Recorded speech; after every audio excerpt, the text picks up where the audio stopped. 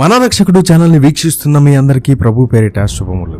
ఈరోజు మనం చాలా మందికి ఎంతో ఆసక్తిని, కొన్నిసార్లు కొంచెం కన్ఫ్యూజన్ ని కలిగించే ఒక టాపిక్ గురించి మాట్లాడుకోబోతున్నాం.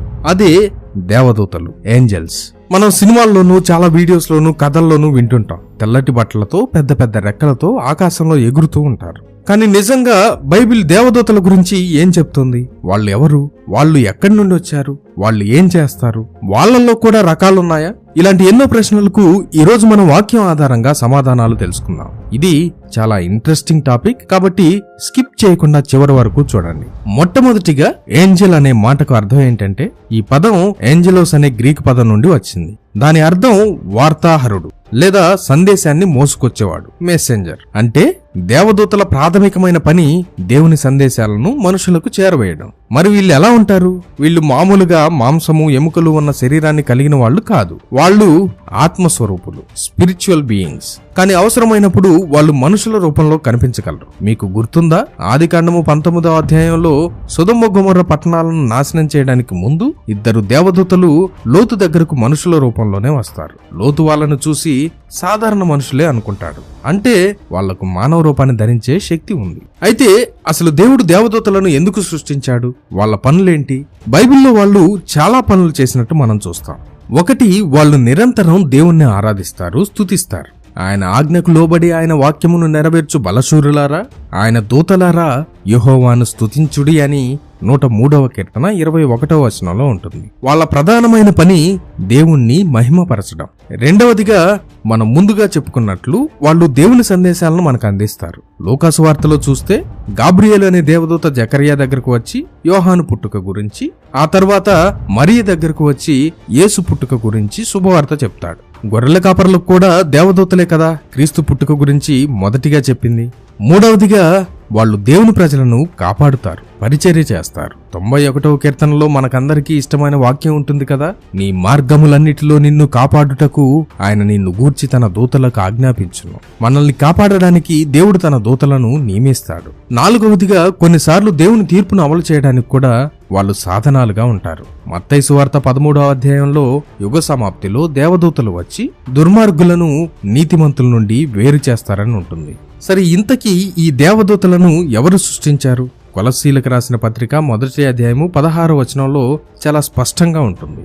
ఆకాశంలో ఉన్నవి, భూమి మీద ఉన్నవి, దృశ్యమైనవి, అదృశ్యమైనవి అంటే దేవదూతలు కూడా యేసుక్రీస్తు ద్వారానే సృష్టించబడ్డాయి. వాళ్ళు దేవుని చిత్తాన్ని నెరవేర్చడానికి సృష్టించబడ్డారు. వాళ్ళు చాలా జ్ఞానవంతులు, శక్తిమంతులు, పరిశుద్ధులు. అయితే వాళ్ళు ఎంతమంది ఉండుంటారు? హెబ్రీయులకు రాసిన పత్రిక 12వ అధ్యాయం 22వ వచనం ప్రకారం వాళ్ళు లెక్కలేనంత మంది, కోటాను కోట్లుగా ఉన్నారు. అయితే ఇక్కడ మనం చాలా ప్రాముఖ్యమైన విషయం ఒకటి గుర్తుపెట్టుకోవాలి. దేవదూతలు ఎంత శక్తివంతులైనా, ఎంత గొప్పవాళ్ళైనా మనం వాళ్ళని ఎప్పుడూ ఆరాధించకూడదు, వాళ్లకు పూజ చేయకూడదు, వాళ్లకు ప్రార్థన చేయకూడదు. ఎందుకంటే వాళ్ళు కూడా దేవుని చేత సృష్టించబడిన సృష్టి మాత్రమే. మనం సృష్టిని కాదు, సృష్టికర్తను మాత్రమే ఆరాధించాలి. ప్రకటన గ్రంథంలో యోహాను ఒక దేవదూత పాదాల మీద పడి నమస్కరించబోతే ఆ దూత ఏమన్నాడో తెలుసా? వద్దు సోదరా, నేను కూడా నీ తోటి దాసుడను, దేవునికే నమస్కరించు అని చెప్తాడు. సరే, ఇప్పుడు ఇంకో ఆసక్తికరమైన ప్రశ్న ఏంటంటే, దేవదూతలందరూ ఒకేలా ఉంటారా, లేక వాళ్లలో కూడా ఏమైనా రకాలు, ర్యాంకులు ఉన్నాయా?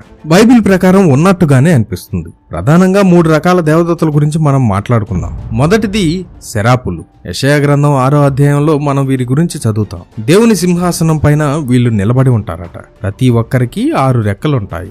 2 రెక్కలతో ముఖాన్ని, మరో 2 రెక్కలతో పాదాలను కప్పుకొని, మరో 2 రెక్కలతో ఎగురుతూ ఉంటారు. వీళ్ళు నిరంతరం సైన్యములకు అధిపతియగు యెహోవా పరిశుద్ధుడు, పరిశుద్ధుడు, పరిశుద్ధుడు అని గానం చేస్తూ ఉంటారు. సెరాఫ్ అంటే అగ్ని స్వరూపి అని అర్థం.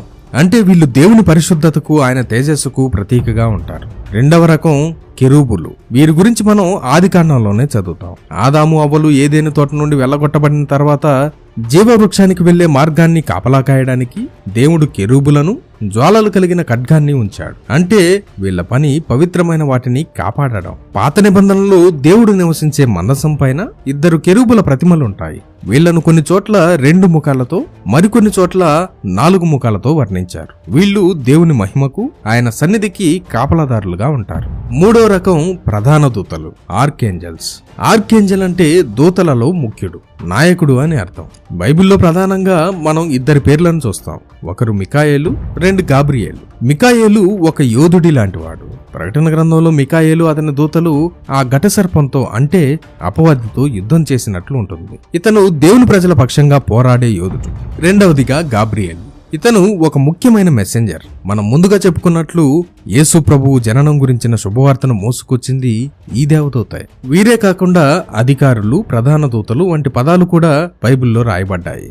దీన్ని బట్టి దేవదూతల లోకంలో కూడా ఒక క్రమం, ఒక పరిపాలన వ్యవస్థ ఉందని కొంతమంది పండితులు నమ్ముతారు. ఇప్పటిదాకా మనం దేవునికి విధేయులుగా ఉన్న దూతల గురించి మాట్లాడుకున్నాం. కానీ ఇందులో ఒక పెద్ద ట్విస్ట్ ఉంది. దేవదూతలందరూ మంచివాళ్లుగా ఉండిపోలేదు. చాలా కాలం క్రితం పరలోకంలో ఒక తిరుగుబాటు జరిగింది. లూసిఫర్ అనే ఒక ప్రధాన దూత, బహుశా అతను కూడా ఒక కెరూబై ఉండొచ్చు, గర్వంతో నిండిపోయాడు.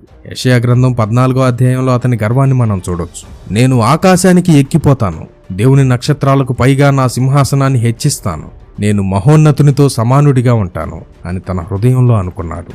ఈ గర్వమే అతని పతనానికి కారణమైంది. దేవుడు అతన్ని పరలోకం నుండి కిందకు పడద్రోశాడు.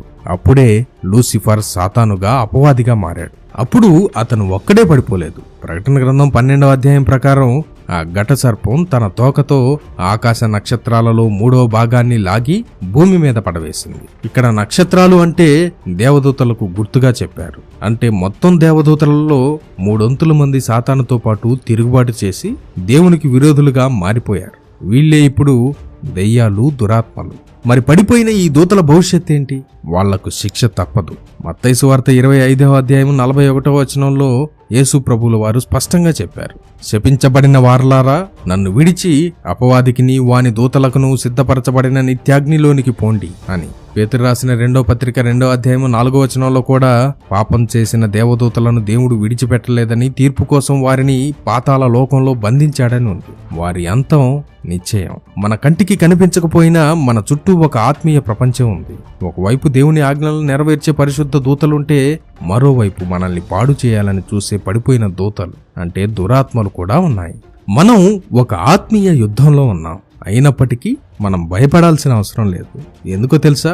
మన పక్షాన ఉన్నవారు మనకు విరోధంగా ఉన్నవారి కంటే బలవంతులు. మనల్ని కాపాడడానికి దేవుడు తన దూతల సైన్యాన్నే పంపిస్తాడు. మికాయేలు లాంటి యోధులు మన పక్షాన పోరాడతారు. అంతకంటే ముఖ్యమైన విషయం ఏంటంటే, ఈ దేవదూతలందరినీ సృష్టించిన దేవుడు, సర్వశక్తిమంతుడైన యేసుక్రీస్తు మన పక్షానున్నాడు.